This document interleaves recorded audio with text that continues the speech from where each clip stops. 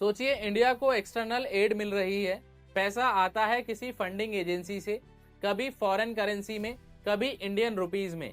लेकिन क्या ये पैसा डायरेक्टली किसी मिनिस्ट्री के अकाउंट में चला जाता है?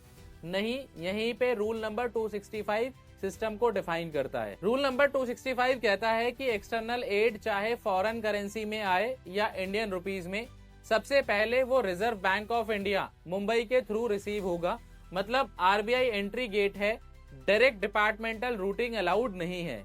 अब आरबीआई क्या करेगा? आरबीआई फॉरेन करेंसी को कन्वर्ट करके उसका रुपी इक्विवेलेंट कैलकुलेट करेगा और उस अमाउंट को controller and accounts and audit के अकाउंट में, जो डिपार्टमेंट ऑफ इकोनॉमिक अफेयर्स का है और आरबीआई न्यू दिल्ली में ऑपरेट होता है, रेमिट करेगा। यानी फाइनेंशियल फ्लो स्ट्रक्चर्ड और सेंट्रलाइज्ड है।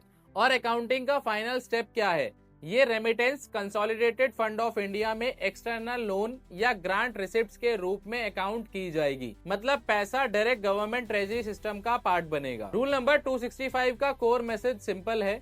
एक्सटर्नल एड आए कहीं से भी, करेंसी कोई भी हो, फ्लो कंट्रोल्ड होगा, आरबीआई के थ्रू होगा और अकाउंटिंग कंसोलिडेटेड फंड के अंदर ट्रांसपेरेंट तरीके से होगी। इंटरनल पैसा हो सकता है, लेकिन कंट्रोल पूरा सॉवरेन फ्रेमवर्क के अंदर ही रहेगा।